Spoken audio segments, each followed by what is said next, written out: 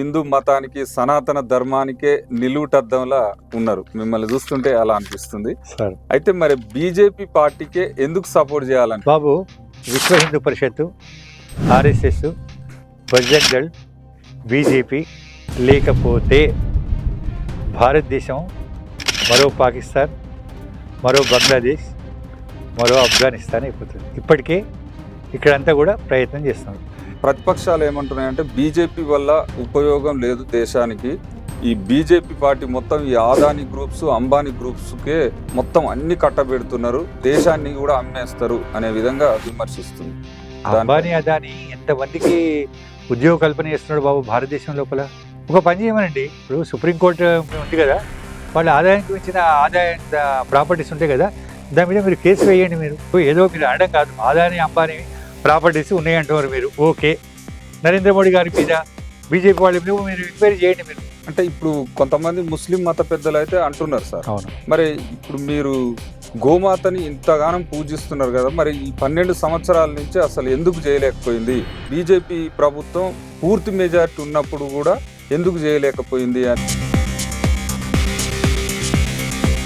ఒకటి ఘంటసాల గారు పాడింది. తప్పకుండా బాబు. కాంతులు చిందే నీ ముఖ బింబము కాంచిన చాలునో గడియైనా. అభినవ ఘంటసాల అనే బిరుదు కూడా ఉంది బాబు నాకు. కానీ ఒకటి, ఘంటసాల గారి పాద ధూళి లోపల ఒక రేణువును, ఒక అమ్మాయి ఎవరైనా మంచి కనిపించింది అనుకోండి, అప్పుడు ఘంటసాల పాటలు పాడుకునే వాళ్ళం మేము. రావే నా చెలియా చెలియా, నా జీవన నవమాధురి నీవే.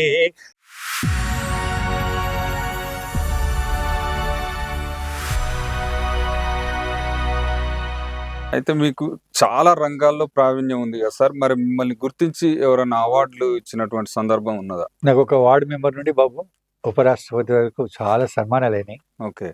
ఈ మధ్యనే ఆ మధ్య ఫ్లోరిడా అమెరికా రీసెర్చ్ యూనివర్సిటీ వారు డాక్టరేట్ ఇచ్చిండ్రు.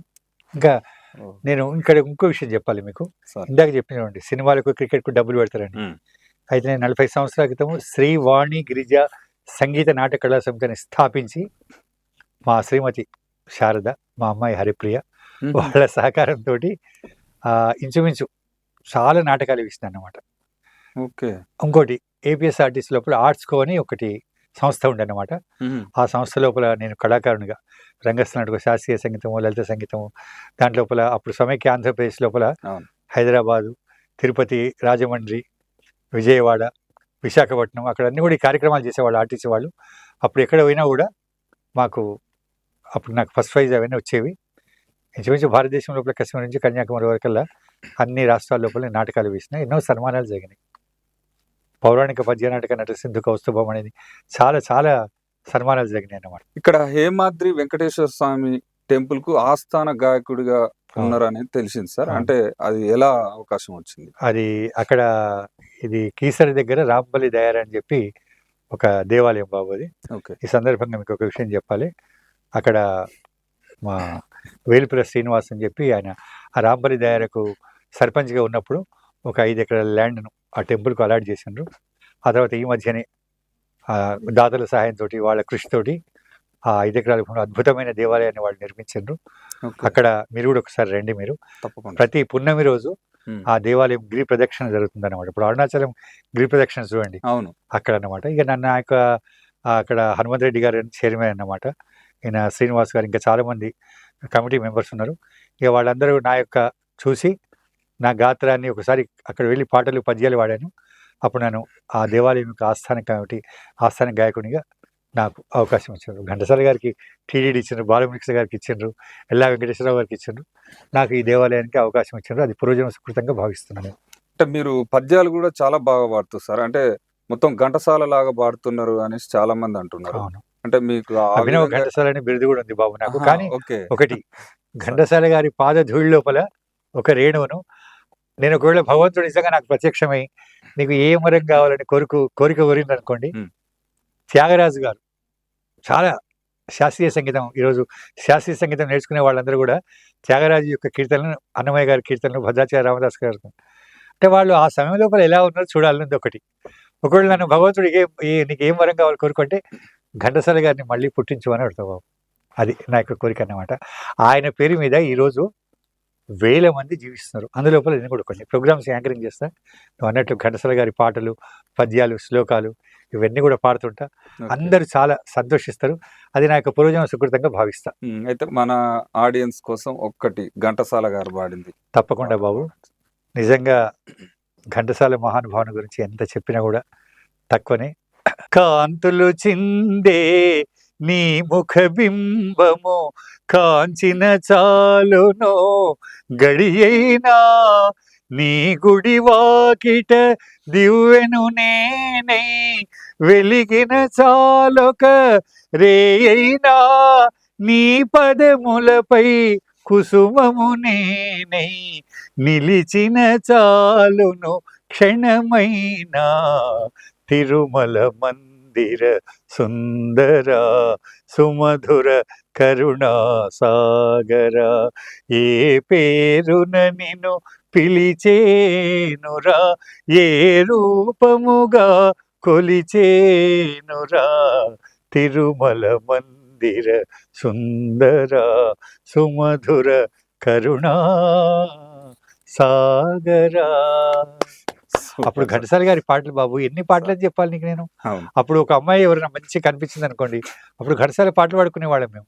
రావే నా చెలియా చెలియా నా జీవన నవమాధురి నీవే రావే నా చెలియా నీయల నౌల పూచిన వెన్నెల వెలుగును వేయి చందమామలై నీ చిరుగాజుల చిలిపి మ్రోతలే నీ చిరుగాజుల చిలిపి మ్రోతలే తోచును అనురాగ గీతాలై రావే నా చెలియా చెలియా నా జీవన నవమాధురి నీవే రావే నా చెలియా.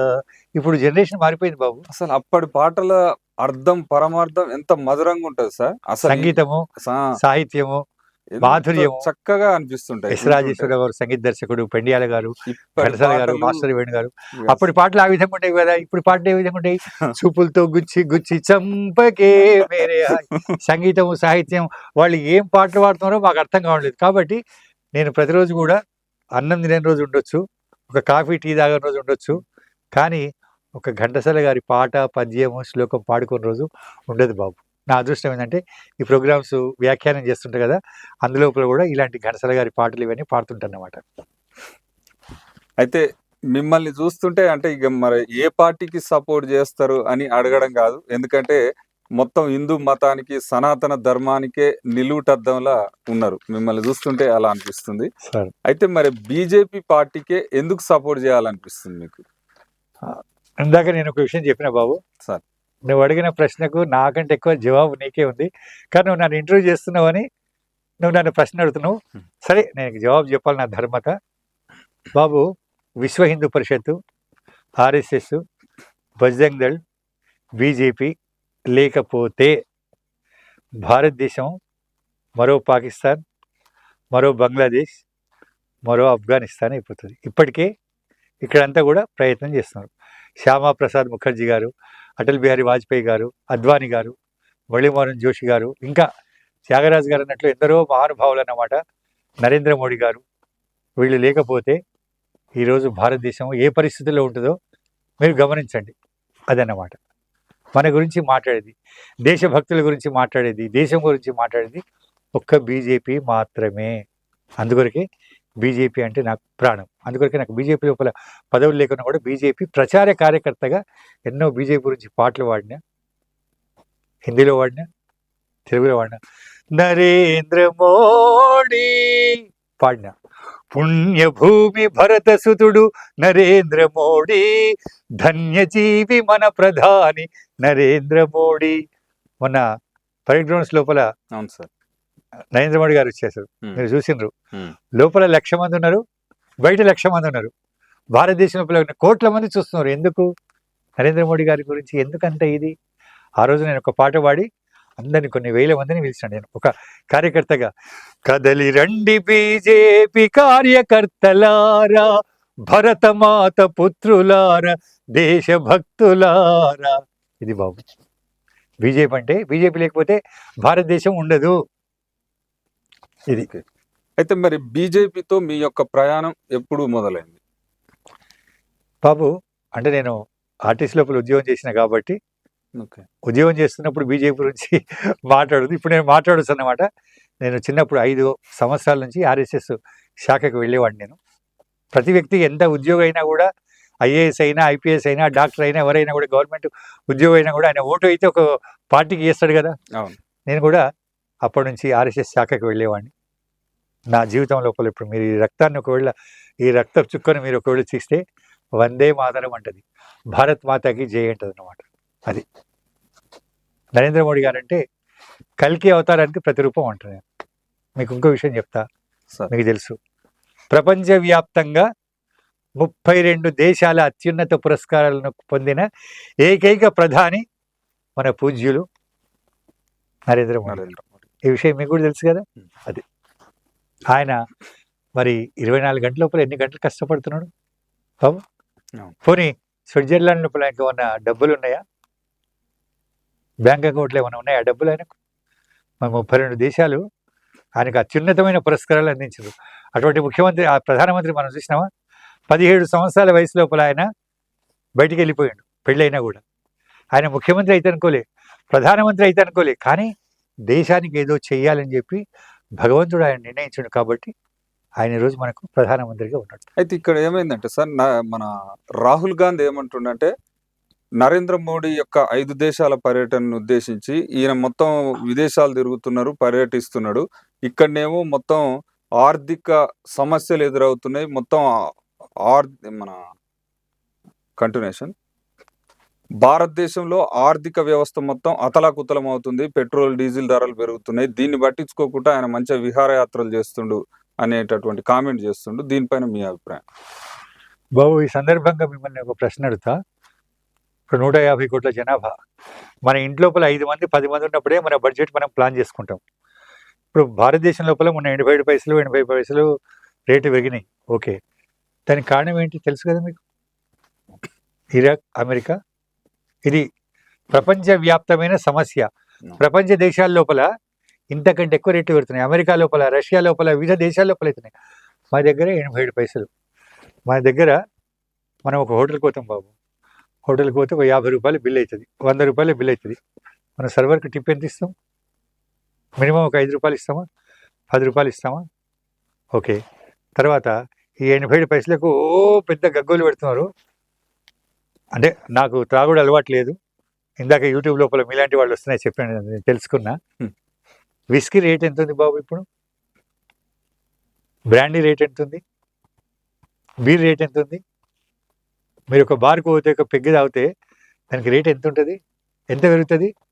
మారు మాట్లాడకుండా లిక్కర్ షాప్ దగ్గర లైన్లో నిలబడి 100 రూపాయలు, 200 రూపాయలు, 300 రూపాయలు, 400 రూపాయలైనా మారు మాట్లాడకుండా తీసుకుంటారు. అవునా?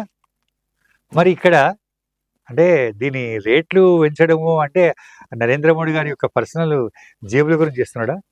ఈ దేశం బాబు, ఇది భారతదేశము. నేను ఒక భారతీయుడు, నేను అడుగుతున్నా, పెట్రోల్ రేట్ ఈరోజు 100 రూపాయలు ఉంది కదా, 200, 300 అయినా కూడా నేను కొనుక్కుంటా. గ్యాస్ రేట్ ఈరోజు 950 రూపాయలు ఉంది, 1500, 1000 రూపాయలను కూడా నేను కొంటా. ఇది సమస్య, అంతర్జాతీయ సమస్య ఇది. నువ్వు ఈరోజు నరేంద్ర మోడీ గారిని బద్నాం చేస్తే ఎట్లా? మొన్న 5 దేశాలకు వెళ్ళిండు, ఎన్ని కోట్ల రూపాయల లబ్ధి భారతదేశానికి కల్పించండి తెలుసా? ఇవన్నీ తెలియకుండా ఇప్పుడు వీళ్ళు ఏంటంటే అపోజిషన్లో ఏదో విమర్శించాలి, నాకు తలనొస్తుంది బీజేపీని తిట్టు, నరేంద్ర మోడీ గారిని తిట్టు, అయ్యో నాకు కడుపుని వస్తుంది బీజేపీని తిట్టు, నరేంద్ర మోడీ గారిని తిట్టు. అంటే వీళ్ళకి ఒక ఏదో అంటే పనిలేని వ్యక్తులు అన్నమాట ఇవన్నీ కూడా. దీని గురించి పెద్ద పట్టించుకోవాల్సిన అవసరం లేదు, వాళ్ళు మాట్లాడుతూనే ఉంటారు వాళ్ళు. అయితే మొన్న వెస్ట్ బెంగాల్లో బీజేపీ అయితే విజయదుంది మోగించింది. అయితే మన మమతా బెనర్జీ ఏమంటుందంటే, సీటు చోరీ జరగడంతోనే దాదాపు 100 సీట్లు మేము నష్టపోవడం వల్ల బీజేపీ గెలిచిందని చెప్పుకుంటుంది, కానీ అంతిమంగా అయితే మేమే గెలిచినాం, నేను రాజీనామా కూడా చేయను అనేసి ప్రతిజ్ఞ చేసింది. అంటే దానిపైన మీరేమో? బాబు, వీళ్ళు రాజ్యాంగం మీద నమ్మకం లేదు, అవునా? ఇండియన్ మిలిటరీ మీద నమ్మకం లేదు, సుప్రీంకోర్టు మీద నమ్మకం లేదు, ఎలక్షన్ కమిషన్ మీద నమ్మకం లేదు. అంటే వీళ్ళకి ఎవరి మీద నమ్మకం ఉంది? పాకిస్తాన్, బంగ్లాదేశ్ వాళ్ళ మీద నమ్మకం ఉందా? అంటే వాళ్ళ చెప్తే వీళ్ళు వింటారా? అంటే వీళ్ళు ఏం తెలుసు? ఈవీఎం మీద వీళ్ళు అంటే వీళ్ళు ఇప్పుడు తెలంగాణ లోపల కాంగ్రెస్ గవర్నమెంట్ ఉంది, హిమాచల్ ప్రదేశ్ లోపల కాంగ్రెస్ గవర్నమెంట్ ఉంది, కర్ణాటక లోపల కాంగ్రెస్ గవర్నమెంట్ ఉంది, మొన్న కేరళ లోపల గెలిచింది, తమిళనాడు లోపల ఆయన ఎవరో విజయ్ జోసెఫ్ గెలిచిండు. మరి అప్పుడు వాళ్ళ గురించి ఎందుకు మాట్లాడలేదు? అంటే అది వాళ్ళ రాష్ట్రాలు సార్, వాళ్ళ అధికారంలోకి వచ్చింది. అదే మరి అక్కడ కూడా ఈవీఎంలే కదా, అక్కడ కూడా ఈవీఎంలే కదా. నేను ఎప్పుడైనా సూటిగా ప్రశ్నిస్తున్నా.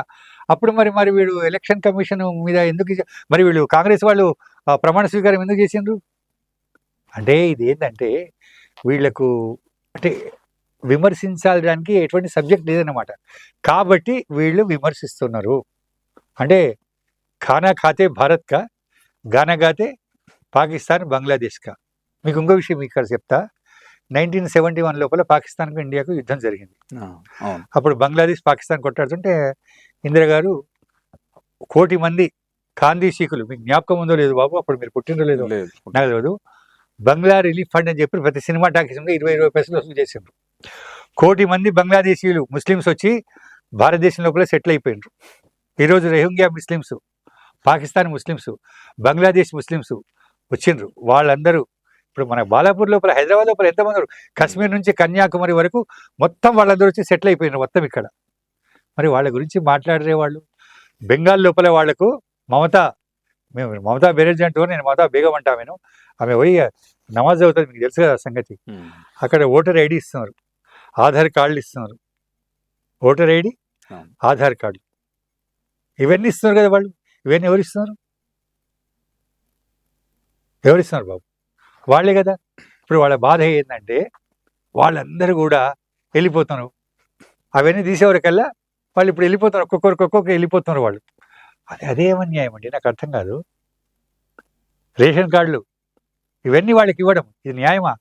ఇదేమన్నా భారతదేశం ధర్మశాలనా? ఆమె ఇన్ని రోజులు గెలిచింది అంటే చైతన్యం వచ్చిందనమాట ప్రజల లోపల. ఇక్కడ ఇంకో విషయం చెప్తున్నా బాబు, ఈ ఓటింగ్ లోపల దేశద్రోహులందరూ కూడా 95% ఓట్లు ఇస్తున్నారు. దేశభక్తులు పోలింగ్ డేను హాలిడేగా ఎంజాయ్ చేసి 45% ఇస్తున్నారు. ఎప్పుడైతే దేశభక్తులు అందరూ కూడా 90 to 100% ఓట్లు వేస్తారో అప్పుడు భారతదేశం కశ్మీర్ నుంచి కన్యాకుమారి వరకల్లా బీజేపీ జెండా రెపరెపలాడుతుంది. ఇదన్నమాట. వాడందరూ అబద్ధాలు బాబా అవన్నీ కూడా. అయితే ఈ అజయ్ పాస్టర్ అని ఇప్పుడు ఆంధ్రప్రదేశ్ సార్, అతను ఏమంటున్నాడంటే అసలు హిందూ మతమే లేదనే విధంగా మాట్లాడుతుంది. దానిపైన మీరు? కరుణానిధి కూడా అదేమన్నాడు. రామసీత ఏముంది అక్కడ, అప్పుడు వారధి కట్టినట్టు ఎవరిని అదే ఇంజనీర్ ఉన్నాడా అని అడిగాడు. వాళ్ళ కొడుకు స్టాలిన్ కూడా అదే అన్నాడు. ఉదయనిధి స్టాలిన్ ఏమన్నాడు? సనాతన ధర్మం అని డెంగ్యూ మలేరియా అన్నాడా? కరోనా సనాతన ధర్మాన్ని నాశనం చేయాలన్నాడు. డిఎంకే అంటే ఏంది? Dengue malaria corona. బాబు ఎప్పటి నుంచో సనాతన ధర్మాన్ని నాశనం చేయాలని చెప్పి ఎంతోమంది కాలగర్భంలో కలిసినారు. దురదృష్టం ఏంటంటే బాబర్, హుమాయూన్, అక్బర్, జహాంగీర్, షాజహాన్, ఔరంగజేబు, ఘోరీ, గజని వాళ్ళు మన మధ్య లేరు. కానీ వాళ్ళ వారసులం అని భావించే వాళ్ళు ఇక్కడ చాలామంది ఉన్నారు. కుహనా లౌక్యవాదులు ఉన్నారు. వాళ్ళు ఏదో అనుకుంటున్నారు. ఇక్కడ ఉన్న మాకు ముస్లిమ్స్, క్రిస్టియన్స్ అంటే ఎటువంటి భేదం లేదు, మాకు ఎటువంటి కోపం కూడా లేదు. కానీ ఖానా ఖాతే భారత్గా, గానా ఖాతే పాకిస్తాన్గా, అదొకటే మాకు ఇదన్నమాట. వాళ్ళు కూడా వీళ్ళందరూ కూడా హిందువులే, కన్వర్టెడ్ అయిన వాళ్ళే వాళ్ళు. అదన్నమాట. ఏమాత్రం ఇది లేదు మాకు. అయితే మన ప్రతిపక్షాలు ఏమంటున్నాయంటే బీజేపీ వల్ల ఉపయోగం లేదు దేశానికి, ఈ బీజేపీ పార్టీ మొత్తం ఈ ఆదాని గ్రూప్స్, అంబానీ గ్రూప్స్కే మొత్తం అన్ని కట్టబెడుతున్నారు, దేశాన్ని కూడా అమ్మేస్తారు అనే విధంగా విమర్శిస్తుంది ఇది రాహుల్ గాంధీ టీం. అంబానీ, అదాని ఎంతమందికి ఉద్యోగ కల్పన చేస్తున్నాడు బాబు భారతదేశం లోపల. ఆ మధ్య రేవంత్ రెడ్డి గారికి వచ్చి ఇక్కడ కూడా ఏదో చేస్తున్నాడు. సరే, ఆ రాహుల్ ఆదేశాలతో పాటు వీళ్ళు చేసిండ్రు. ఒక పని చేయమనండి, ఇప్పుడు సుప్రీంకోర్టు ఉంది కదా, వాళ్ళ ఆదాయానికి మించిన ప్రాపర్టీస్ ఉంటాయి కదా, దాని మీద మీరు కేసు వేయండి. మీరు ఇప్పుడు ఏదో మీరు అనడం కాదు, ఆదాని అంబానీ ప్రాపర్టీస్ ఉన్నాయంటున్నారు మీరు, ఓకే, నరేంద్ర మోడీ గారి మీద, బీజేపీ వాళ్ళ మీద మీరు ఎంక్వైరీ చేయండి. మీరు వారికి ఎన్ని ఆస్తులు ఉన్నాయి, ప్రాపర్టీస్ ఉన్నాయో. నరేంద్ర మోడీ గారికి ఏమన్నా ఆ స్విట్జర్లాండ్ బ్యాంకుల ఉన్నాయా, వాళ్ళకి ఏమైనా ఖాతాలు ఉన్నాయా? అదాని అంబానీ గురించి మీరు చేయండి, ఎవరొద్దంటారు? ఇందాక మీకు చెప్పిన నేను, అంటే ఏదో వీళ్ళకు విమర్శించాలి అనేది ఉందన్నమాట. నరేంద్ర మోడీ గారిని, బీజేపీని, అదాని అంబానీ వాళ్ళ వల్ల ఎంతమంది లబ్ధి పొందుతారు, ఎంతమంది ఉద్యోగం చేస్తున్నారు, ఉద్యోగ కల్పన జరుగుతుంది, దాని గురించి మాట్లాడాలి. భారతీయ జనతా పార్టీ ఎన్ని అభివృద్ధి కార్యక్రమాలు చేస్తుంది, దాని గురించి మాట్లాడి చర్చ చేయండి మీరు. కానీ మీరు ఏదో నోటికి వచ్చినట్లు మాట్లాడడం కాదు, అవన్నీ శుద్ధ అబద్ధాలు, శుద్ధ అబద్ధాలు అవి. అయితే మళ్ళీ ఇంకొక పాయింట్ ఏమంటుండు రాహుల్ గాంధీ అంటే, అసలు భారతదేశంలో కట్టినటువంటి చారిత్రక కట్టడాలు, ఈ ప్రాజెక్టులు, వాటర్ కు సంబంధించిన డ్యామ్స్ కానీ అన్ని కూడా మా హయాంలోనే, మా తాత, మా నాయనమ్మ కట్టినటువంటి సందర్భంలోనే ఉన్నాయి, కానీ వాళ్ళ కాలంలోనే కట్టారు. కానీ ఇప్పుడు ఈ 15 సంవత్సరాల కాలంలో అసలు ఏ ప్రాజెక్టులు కూడా కట్టట్లేరు, డెవలప్ చేస్తలేరు. ఏమున్నా హిందువులకు ముస్లింలకు మధ్య చిచ్చు పెట్టే విధంగా మత ఘర్షణలు చెలరేగేటట్టు చేస్తున్నారు అనేటటువంటి మాట మాట్లాడుతారు. ఎవరు బాబు హిందువులకు ముస్లింలకు గొడవ పెట్టింది? ఎవరు చెప్తున్నాం? ఒక మాట మనం ఏమంటాం? సర్వే జన సుఖినో భవంతు, వసుధైక కుటుంబం అంటాం. నువ్వు నాకు ఈ ప్రశ్నకు జవాబు చెప్పాలి. ఇప్పుడు పత్తర్బాజీ ఎప్పుడన్నా మనం చేస్తామా? శ్రీరామనవమి ఇవన్నీ ఉంటాయి కదా, మన మీద రాళ్ళు ఎవరు కొడతారు బాబు? కాశ్మీర్ నుంచి కన్యాకుమారి వరకు కూడా 1990 లోపల కశ్మీర్ లోపల తుమారే బీబీ బచ్చంకు చొడుక చెలిజావన్నారు. ఎన్ని లక్షల మంది కశ్మీరీ పండితులను అక్కడి నుంచి పంపించారు. ఈరోజు బాలాపూర్ లోపల ఎంతమంది రోహింగ్యా ముస్లిమ్స్ ఉన్నారు, హైదరాబాద్ లోపల ఎంతమంది ఉన్నారు. మనం ఏమన్నా అంటామా? మరి వాళ్ళు ఏమంటున్నారు? కాఫీర్కు మారు అంటున్నారు. అవునా? మనం అంటాం ఎవరినైనా ముస్లింలను చంపని మనం ఎవరన్నా అంటారా? ఈ మధ్యనే కాంగ్రెస్ మంత్రులు వాళ్ళందరూ అన్నారు మేము ముస్లిం పార్టీ అన్నారు. అదే బీజేపీ ఎప్పుడన్నా హిందువుల పార్టీ అని అన్నదా? కశ్మీర్ నుంచి కన్యాకుమారి వరకు కూడా ఎన్నో అద్భుతమైన ప్రాజెక్టులను కట్టి చేస్తున్నారు. ఆ టైం లోపల సందర్భాన్ని బట్టి వాళ్ళు కొన్ని ప్రాజెక్టులు కట్టిండ్రు. ఈ సందర్భం లోపల నరేంద్ర మోడీ గారు చేసిన అభివృద్ధి కార్యక్రమాలు ఎవ్వరు కూడా చేయడం లేదు. ఇంకోటి భవిష్యత్తు నేను చెప్తున్నా, ఇప్పుడు 12 సంవత్సరాలు కదా, భవిష్యత్తు లోపల కూడా ఖచ్చితంగా భారతీయ జనతా పార్టీ అధికారం లోపలికి వస్తుంది. వీళ్ళందరూ కూడా హిందీ లోపల ముంగేర్లాల్ స్వప్నే అంటారు, పగటి కళలుగా అంటున్నారు, కానీ అది జరగదనమాట. ఖచ్చితంగా బీజేపీ పార్టీ గెలుస్తుంది. బీజేపీ పార్టీ లోపల ఇంకో విషయం చెప్తున్నా, ఈరోజు మనం నరేంద్ర మోడీ గారిని ప్రధానమంత్రిని వస్తున్నాం. కొన్ని లక్షల మంది ఉన్నారు బాబు కార్యకర్తలు. యోగి గారు ఉన్నారు, హేమంత్ విశ్వాస్ శర్మ గారు ఉన్నారు, తర్వాత ఇంకా మీరు ఇప్పుడు సువేంద్ర, ఇప్పుడు మన ఆయన మహానుభావుడు ఎవరు, బెంగాల్కు చీఫ్ మినిస్టర్ అయ్యిండు. ఇలాంటి వాళ్ళు చాలా మంది ఉన్నమాట, ఎందరో మహానుభావులు అన్నమాట. వీళ్ళందరూ కూడా పగటి కర్రలు, అవన్నీ కూడా ఏదో వాళ్ళు విమర్శిస్తుంటారు, విమర్శించనివ్వండి. అయితే మరి రేపు 2028 ఎన్నికల్లో తెలంగాణలో ఏ విధంగా ఉండబోతుంది సార్? ఎందుకంటే బీజేపీ కార్యకర్తలు అయితే సంసిద్ధులై ఉన్నారు, కానీ ఇక్కడ ఉన్నటువంటి రాజకీయ నాయకుల అనైక్యతే ఓటమికి కారణం అనేసి చాలా మంది కార్యకర్తలు మనోవేదనకు గురవుతున్నారు. దీనిపైన మీరేమంటారు? బాబు, ప్రతి పార్టీ లోపల సమస్యలు ఉంటాయి. ఇప్పుడు మన కుటుంబం లోపల 5 మంది 10 మంది ఉంటాం, మన దగ్గరనే సమస్యలు ఉంటాయి. మరి లక్షల మంది కోట్ల మంది ఉన్న భారతీయ జనతా పార్టీ లోపల ఉండొచ్చు, నేనైతే లేవనుకుంటున్నాను. నేను ఈరోజు ఈ విషయ సందర్భంగా మీకు ఇంకోటి చెప్పాలి. ప్రపంచం లోపల ఇప్పటికి మనకు 20 కోట్ల మంది సభ్యత్వం మాకు బీజేపీకి వచ్చిందనమాట. అయితే తెలంగాణ లోపల అదే తెలంగాణను డిక్లేర్ చేయాలి, బీజేపీని డిక్లేర్ చేయాలని చెప్పి ఉద్దేశంతో వీళ్ళు అపవాదిస్తున్నారు తప్పల తెలంగాణ కార్యకర్తల లోపల కానివ్వండి, నాయకుల లోపల అనేకత అంటూ ఏం లేదు. అందరూ కలిసిమెలిసే ఉన్నారు. రేపు రాబోయే ఎలక్షన్ లోపల బీజేపీ, రేపు మీరు జిహెచ్ఎంసీ ఎలక్షన్స్ కానివ్వండి, ఖచ్చితంగా బీజేపీ గెలుస్తుంది. ఇంకోటి ఏంటంటే, నేను మళ్ళీ కోరుతున్నది, దేశభక్తులను అందరినీ కూడా కోరుతున్నా, పోలింగ్ డేను హాలిడేగా మీరు అనుకోకండి. పోలింగ్ డే రోజు బయటకు వచ్చి మీరు 90 to 100% ఓట్లేయండి. ఈరోజు దేశద్రోహులు, కుహనాలు, ఎక్కువవాదులు 95% ఓట్లు వేస్తున్నారు. వాళ్ళు ఎవరో మీకు వేరే చెప్పాల్సిన అవసరం లేదు. కానీ నేను దేశభక్తులకు విన్నవిస్తున్నా, మీరు 95 to 100% ఓట్లు వేయండి. ఖచ్చితంగా బీజేపీ గెలుస్తుంది. తెలంగాణ లోపల కావండి, మొత్తం మళ్ళీ మారిపోతుంది. మొత్తం చూడండి మీరు, ఇప్పుడు కాంగ్రెస్ ఎక్కడైతే అధికారం లోపల ఉందో అవన్నీ కూడా కాంగ్రెస్, బీజేపీ పార్టీ 100% గెలుస్తుంది.